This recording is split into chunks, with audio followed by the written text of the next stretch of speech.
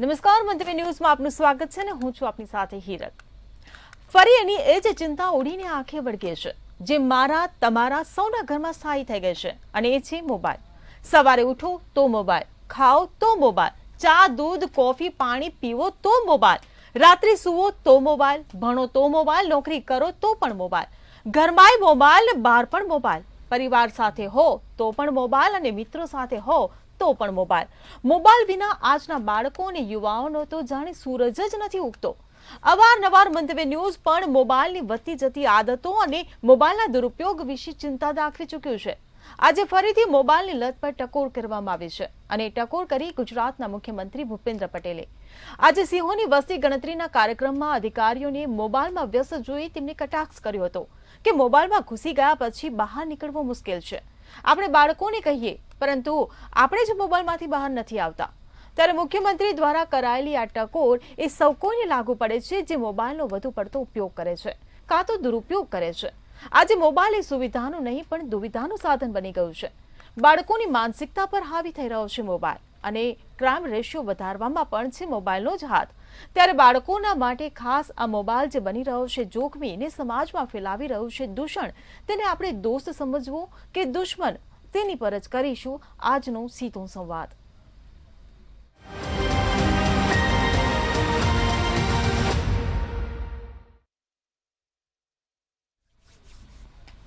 તો ચર્ચામાં આપણી સાથે જોડાઈ ગયા છે ડોક્ટર પ્રચેતા પંડ્યા કે જેઓ શિક્ષણવિદ છે। આ સાથે જ national woman president Esha Shah આપણી સાથે જોડાઈ ગયા છે અને ડોક્ટર મેઘરાજસિંહ જાડેજા આપણી સાથે જોડાયા છે જેઓ સમાજશાસ્ત્રી છે। આપ ત્રણેય મહાનુભાવોનું મંતવ્ય ન્યૂઝમાં સ્વાગત છે।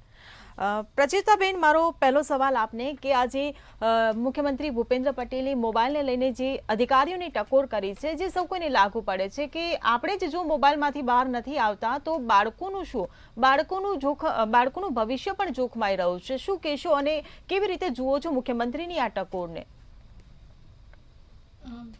બેન, આ બહુ સાંપ્રત પ્રશ્ન છે, કદાચ વૈશ્વિક પ્રશ્ન છે હું એમ કહી શકું તો ચાલે, પણ છતાં ભારતના સંદર્ભમાં વિચારીએ તો આ પ્રશ્ન એટલા માટે મુખર બન્યો છે એવું લાગે છે, જે છેલ્લા ઘણા દિવસોની વાતચીત પરથી પણ આકલન કરીને ખબર પડે છે કે આપણે ત્યાં ડેટા છે ને ખૂબ સસ્તો છે। બીજા બધા દેશો કરતાં આપણે ત્યાં ડેટાની પ્રાઇસ જે આપણે ચૂકવીએ છીએ એ ઘણી સસ્તી છે। બીજું કે માતા પિતા બંને નોકરિયાત હોય તો એ સંજોગોમાં બાળક બીજી કઈ પ્રવૃત્તિઓ તરફ આગળ વધે એક પ્રશ્ન બહુ હંમેશને માટે આજની જનરેશનને થાય છે। બીજું, કદાચ માતા પોતે બહારથી આવીને કામ કરતી હશે ઘરમાં તો એ પોતાનું કામ શાંતિથી કરે તો કદાચ એ પોતાનો મોબાઈલ આપી દે બાળકને તો થોડોક સમય એને એક અવકાશ ઊભો થાય ને એમાંથી કામ કરી છે। એટલે મલ્ટિપલ ડાયમેન્શન્સની અંદર આપણે જ્યારે જોઈશું ત્યારે એટલું ચોક્કસ છે કે આપણે ત્યાં ડેટા ખૂબ સસ્તો છે। બીજું કે આપણે એન્ટરટેનમેન્ટના સાધન તરીકે બાળકને પહેલેથી કદાચ જન્મથી પૂર્વે જ એને એટલી બધી સુવિધાઓથી આપણે એને લાદી દીધા છે કે કદાચ એ છે ને ફિઝિકલ વર્ક કરવાનું બહુ ઓછું થાય છે એને। ઇવન સ્કૂલમાં પણ એ જ્યારે જતો હોય છે ત્યારે પણ એની પાસે એટલા વિકલ્પો નથી કે સ્પોર્ટ્સમાં કે એમાં આગળ વધી શકે। બહુ ઓછી સ્કૂલો પાસે પોતાના ગ્રાઉન્ડ છે અથવા તો ફિઝિકલ ઇન્સ્ટ્રક્ટર છે। બીજી એક વસ્તુ જ્યારે આપણા મુખ્યમંત્રી તરીકે આ વાત જ્યારે કહે છે ને ત્યારે એટલા માટે છે કે અધિકારીઓનું વર્તન જોઈને એમને આ વસ્તુ કીધું। મને એક શ્રીમદ ભગવદ્ ગીતામાં 15મા અધ્યાયની અંદર એક વાક્ય આવે છે કે યત્ર ગત્વા ન નિવર્તન્તે તદ ધામઃ પરમં મમ। ભગવાન એવું કૃષ્ણ એવું કહે છે। કદાચ આ મોબાઈલનું પણ એવું જ છે કે આ ધામમાં પહોંચ્યા પછી કદાચ આજુબાજુની સૃષ્ટિ શું છે આપણે ભૂલી જઈએ છીએ, બાળક પણ ભૂલી જાય છે। એની ઉંમર પ્રમાણે એની પાસે જે કન્ટેન્ટ આવે છે જે છે એટલે 15 સેકન્ડ 30 સેકન્ડની અંદર એને જે ફેસિનેટિંગ દુનિયા બતાવી દેવામાં આવે છે ને એ ક્યાંક ને ક્યાંક એના પોતાના મનોવિકાસની અંદર બહુ રૂંધે છે આ બાબત। અને એ સંદર્ભમાં હું મુખ્યમંત્રીશ્રીએ જે આ અપીલ કરી છે એને હું બહુ પોઝિટિવ અને સકારાત્મકતાના સંદર્ભમાં જોઈ રહી છું કે આપણે આગળ વધવા માટે હવે શું કરી શકીએ કે આપણા બાળકો અથવા તો આપણી જનરેશન આમાં ક્યાંક કોઈ જગ્યાએ અટકે. જી જી બિલકુલ. યશોબેન, હું આપને પૂછવા માંગીશ કે આજે મોબાઈલ એક એવું ઉપકરણ કે જે સુવિધા માટે બનાવવામાં આવ્યું હતું, પરંતુ હવે તેની જે અસરો આપણે જોઈ રહ્યા છીએ એ ક્યાંક ને ક્યાંક દુવિધા ઊભું કરી રહ્યું છે. મોબાઈલની જેમ સારી અસરો છે તેમ નેગેટિવ અસરો પણ છે, અને હવે નેગેટિવ અસરો જે છે એ હવે વધતી જઈ રહી છે. એને આપ કઈ રીતે જોઈ રહ્યા છો, કઈ રીતે મૂલવો છો? મોબાઈલની જે નેગેટિવ અસર છે, પહેલી વસ્તુ કે દરેક વસ્તુનો ઉપયોગ જેટલો કરવામાં આવે, જેટલી જરૂરિયાત છે એટલો ત્યાં સુધી એ સારું છે. એક જૂની કહેવત હતી કે પાણીમાં પડીએ ને તો જ્યાં સુધી તમે તરો ને ત્યાં સુધી સારું, પણ જો ડૂબ્યા તો તમે ગયા. સેમ વસ્તુ મોબાઈલ ખૂબ જ સારી વસ્તુ છે કે જેનાથી જ્ઞાન મળે છે, તમે કનેક્ટિવિટી આવે છે. ઇવન આપણા ગામડાઓ સુધી દરેક ન્યૂઝ પહોંચી રહ્યા છે. ઇવન દો કોરોનાનો જે ટાઈમ ગયો એ દરમિયાન બાળકોએ આ જ મોબાઈલથી ઘરે બેસીને શિક્ષણ લીધું અને એમના વર્ષ બગડ્યા નહીં. પણ મેઇન પ્રોબ્લેમ એ આવે છે કે એનો એક્સેસ, કેટલો આપણે એક્સેસ કરીએ છીએ.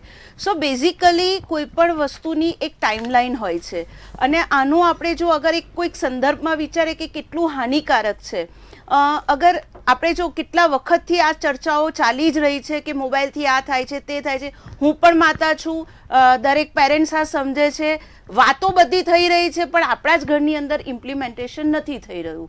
તો બેઝિકલી કેવી રીતે એને ક્યોર કરવું એના ઉપર એક બહુ જ વિમર્શ કરવાની જરૂર છે. અત્યારે એવું થઈ ગયું છે કે મોબાઈલ આપણને વાપરી રહ્યો છે. બ્રોડર વે ઉપર હજી પણ વિચારીએ છીએ તો એવું થાય છે કે અત્યારે એઆઈનો જમાનો છે. એઆઈના જમાનાની અંદર આપણી ફોન સાઈડમાં પડ્યો છે કે ફોનમાં કામ કરતા નવરા પડ્યા ને ત્યારે સિગ્નલ ઉપર પણ ઊભા હોય છે. 120 સેકન્ડની સિગ્નલ છે, ફોન ખોલીને ચેક કરવામાં આવે છે. કોઈ ઇમ્પોર્ટન્ટ કામ ચાલે છે, તમે બેડરૂમમાં છો, તમે ક્યાંય પણ છો, ફોનનો એક્સેસ કોન્સ્ટન્ટ ચાલુ છે. તો બ્રોડર વે ઉપર જઈએ તો તમારો ડેટા ત્યાં ક્યુમ્યુલેટ થઈ રહ્યો છે, ત્યાં આગળ એનું તમારે બધી જગ્યાએ એ વસ્તુ ડિટેક્ટ થઈ રહી છે.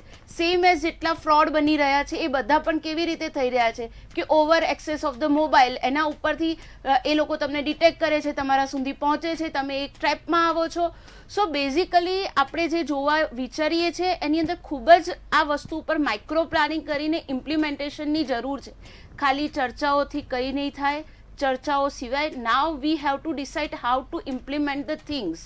સો બેઝિકલી અગેન આપણને ખબર છે કે સ્ક્રીન ટાઈમિંગ્સ આપણે રાખી શકીએ છીએ, બાળકોને જણાવી શકીએ છીએ, આપણે એના ઉપર ધ્યાન રાખી શકીએ છીએ.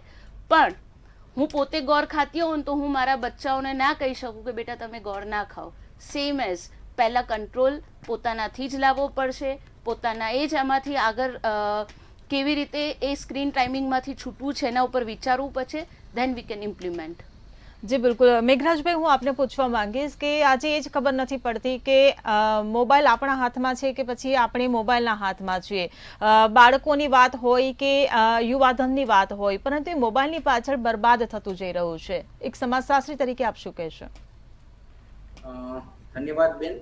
સૌથી પહેલા તો હું માનનીય મુખ્યમંત્રીશ્રીનો આભાર વ્યક્ત કરું છું કે આટલો સરસ મુદ્દો એ જાહેર જનતા સમક્ષ લઈ આવ્યા, અને બીજો આભાર આપને મંતવ્ય ન્યૂઝને કે આટલી સરસ વાત સમાજ સમક્ષ મૂકવા માટે અમને સૌને આમંત્રિત કર્યા છે. જો બેન, અહીંયા આપણે બહુ ડિબેટ કરીએ છીએ મોબાઈલ વિશે, પ્રોઝ અને કોન્સ શું છે એના બાળકો માટે, પણ માત્ર બાળકો માટે નથી. મુખ્યમંત્રીશ્રીનું સ્ટેટમેન્ટ આપણે બહુ ઊંડાણપૂર્વક સમજીએ તો એમને એવી ચિંતા વ્યક્ત કરી છે. તમે જુઓ કે આ એક એડિક્શનના ભાગરૂપે જો આપણે એને જોતા હોઈએ તો 2-3 વર્ષના બાળકથી લઈ યુવાનો તો છે જ, વૃદ્ધો પણ આનો શિકાર છે. એટલે એની રેન્જ કેટલી છે કે જે સૌ વ્યક્તિને આવરી લે છે. અહીંયા મુદ્દો છે ને એ ખાલી મોબાઈલના યુઝ પૂરતો નથી.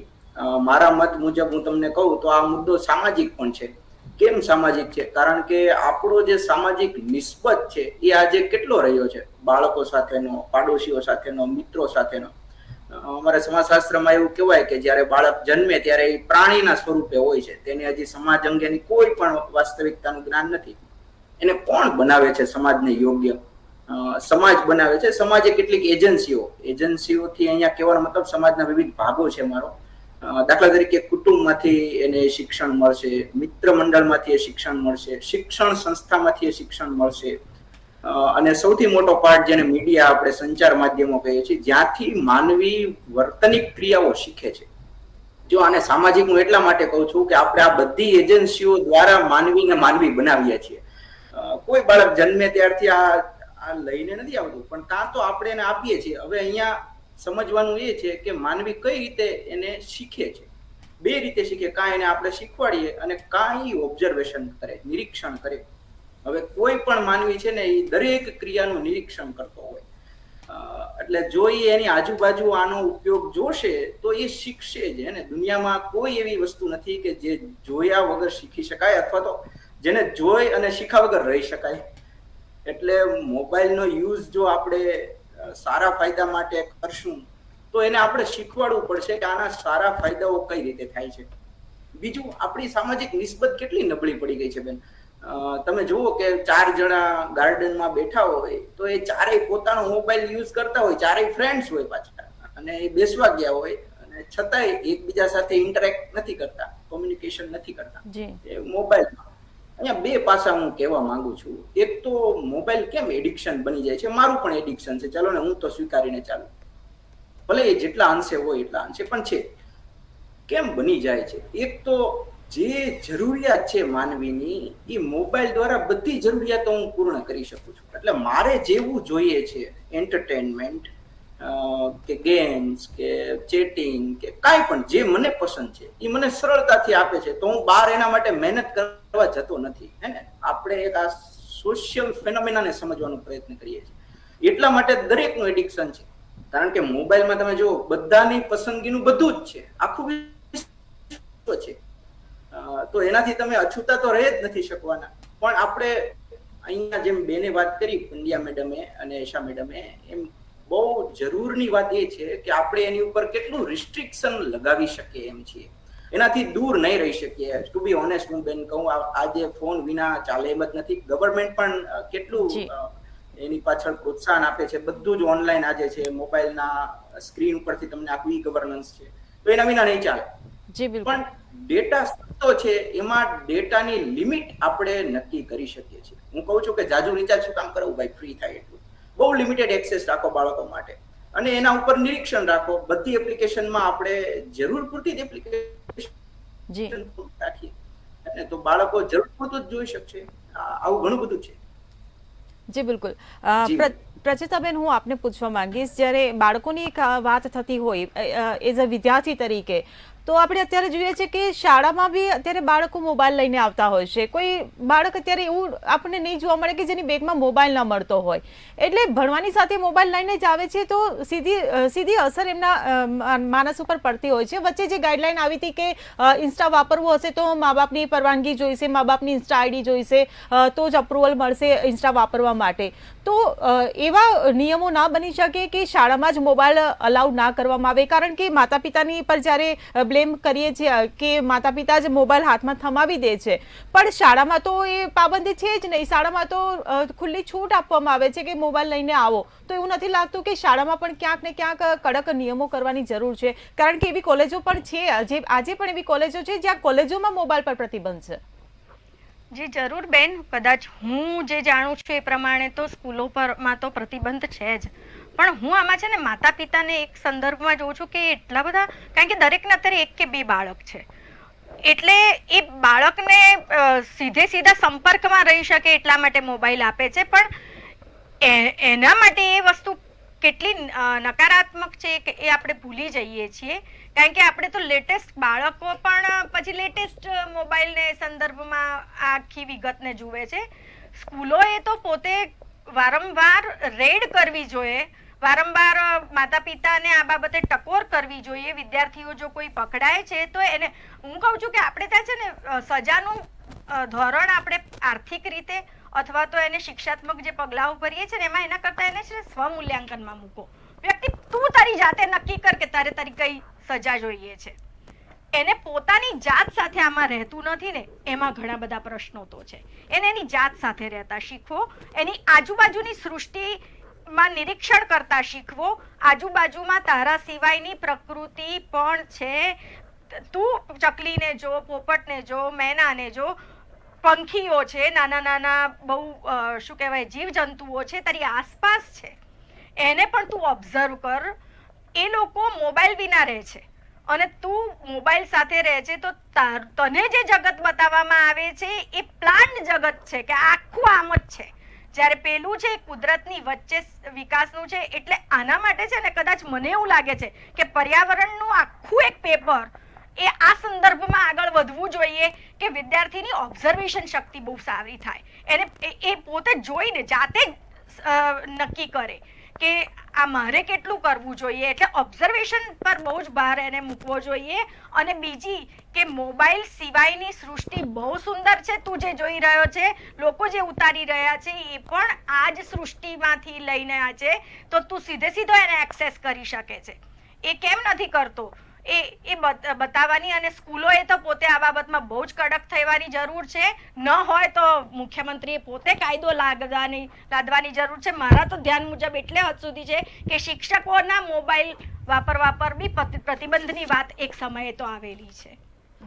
જી બિલકુલ પ્રચેતાબેન, તમે વાત જણાવી બરાબર છે. યશાબેન, હું તમને પૂછવા માંગીશ કે વાતો તો થાય છે કે આ કડક કાયદા કરવાની જરૂર છે, આવા કડક નિયમો લાવવાની જરૂર છે, પણ એ પ્રકારે કામ નથી થતું. જેમ એમણે કહ્યું કે પરિવારે સંતુલન રાખવું જોઈએ, પરિવારે નિયંત્રણ રાખવું જોઈએ.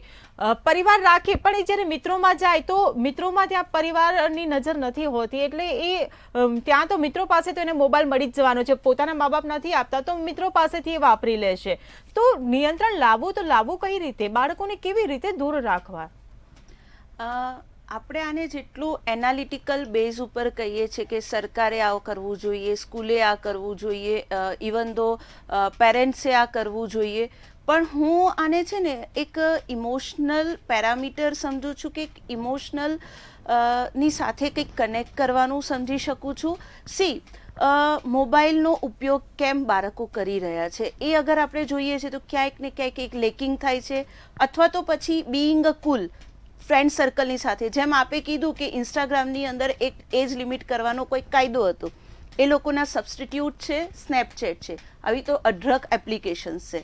સો કોઈ પણ વસ્તુ લાઈક કેવું છે કે સેલ્ફ અવેરનેસ નહીં હોય ને તો નહીં આવી શકે.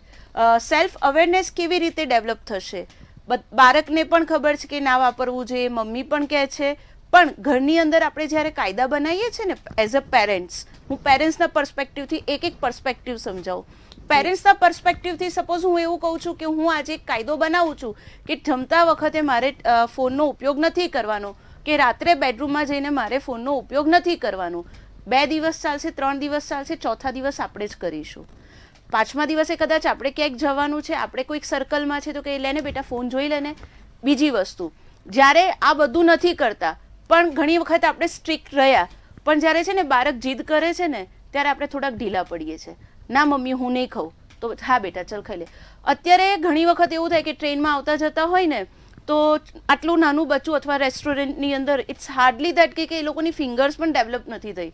They are like scrolling the segment તો એમને ફોનનો ઉપયોગ કેવી રીતે આવડ્યો? આપણે આપ્યો ત્યારે. મમ્મીઓને જોઈએ છે નવી, ફોન આપી દે છે, ખાઈ તો લે છે ને, એશા ખવડાવવા દે ને, કામ પત્તું થાય છે. સો શરૂઆત અહીંયાથી થાય છે, પછી ધીરે ધીરે તમારું એડિક્શન થાય છે, વરગણ થાય છે. સેમ એજ મિડલ એજની અંદર આવીએ છીએ, ટીન એજમાં કહેવાય. ટીન એજની અંદર કેવું થાય છે કે બીઈંગ અ કુલ બહુ જ ગંદો પેરામીટર થઈ ગયો છે. આપણા બાળકો કોરિયન ડ્રામા જોઈ રહ્યા છે, ત્યાં આગળની બધી વસ્તુઓ એડેપ્ટ કરી રહેલા છે. So on that note again it's being so worst. So mainly મને એવું લાગે છે કે બાળકોને જો આમાંથી છોડાવવું હોય ને તો એ લોકો સાથે આપણે ઇમોશનલ કનેક્ટ થવું પડશે. ઇમોશનલી આપણે એમને સમજાવવા પડશે. હું એને કહીશ કે બેટા ફોન કરતાં ગાર્ડન સારું છે, ફોન કરતાં કુદરત સારી છે. જો એટલું સમજતો હોત ને તો આદત જ ના લાગી હોત. ક્યાં તો આપણે સમજાઈ નથી શકતા, ક્યાં તો એ સમજી નથી શકતું. કદાચ બધો જ યુગ આવો છે, આપણી આજુબાજુ બધી જગ્યાએ આવું છે, એટલે આપણે આમાં કંઈ નહીં કરી શકીએ. તો એક જે પતલી ભેદ રેખા છે ને એના ઉપર રહીને મોબાઈલના સારા ફાયદાની સાથે સાથે એમને કંટ્રોલ કરવાની પણ જરૂર છે. એક અવેરનેસના બેઝ ઉપર કે બેટા આમ થશે ને તો આવી રીતે થઈ શકશે. જ્યાં જરૂર પડે ત્યાં કડક પણ થવું પડશે. તો શરૂઆત આપણે આપણા ઘરથી કરવી પડશે, આપણા પોતાનાથી કરવી પડશે. જી બિલકુલ.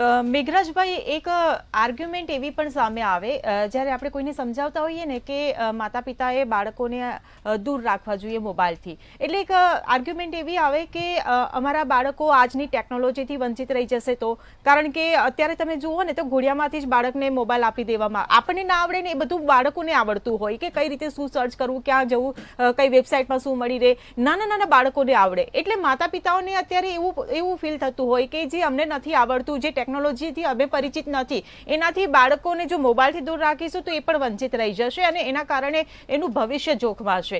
તો આને કઈ રીતે જોઈશું આપણે? હા, બિલકુલ, આપની વાત બિલકુલ સાચી છે. અહીંયા મુદ્દો છે ને એ ડિજિટલ લિટરસીનો છે. આપણે ત્યાં શિક્ષણ જ એટલું નથી, એમાંય ડિજિટલ શિક્ષણની તો ક્યાં વાત કરવી. એટલે ઘણી બધી વાર માતા પિતા એવું કહેતા હોય કે આમાં શું લખેલું છે, તું વાંચજો, એ શું કરી શકાય, કેવી રીતે આને ડાઉનલોડ કરી શકાય. પણ એક વાત આપણે બહુ સ્પષ્ટતા સાથે સમજી લેવી જોઈએ કે આને બિલકુલ સદંતર 100% આપણે બંધ નહીં કરી શકીએ. આપણે એ જાણી લેવું જોઈએ કે હવે મોબાઈલ એક માત્ર મોબાઈલ ફોન નથી, એ ઘણું બધું છે અને એના વગર ચાલે તેમ નથી. પણ મુદ્દો અહીંયા એ જ છે કે આપણે એને ઓપ્શન શું આપીશું. મારું કહેવાનો મતલબ એ છે કે તમે ડાયવર્ઝન આપો તો એ ક્યાંક બીજે વળશે. એને એટલા બધા ડાયવર્ઝન આપો કે આમાંથી ટાઈમ ન કાઢી શકે, આના માટે ટાઈમ ન કાઢી શકે. આપણે એને શું શીખવીએ છીએ. આજે હું તો કોલેજમાં લેક્ચરર છું તો મને ખ્યાલ છે, બાળકો આવે એને મોબાઈલ ફોનમાં બધું આવડે, પણ એના માટે તમે કોઈ ઊભા કરીને વિદ્યાર્થીઓને કહો કે તારી શું ક્રિએટિવિટી છે, તારી પાસે શું આવડત છે, તો ઝીરો. એની પાસે કોઈ ક્રિએટિવિટી નથી. કેમ નથી? કારણ કે માત્ર મોબાઈલ જ જોવે છે. મોબાઈલમાં ક્રિએટિવિટી ચોક્કસ છે, રીલ્સ બનાવતા આવડે છે, મેસેજિંગ, ઇમોજી એ બધું આવડે છે, પણ બીજી ક્રિએટિવિટી નથી.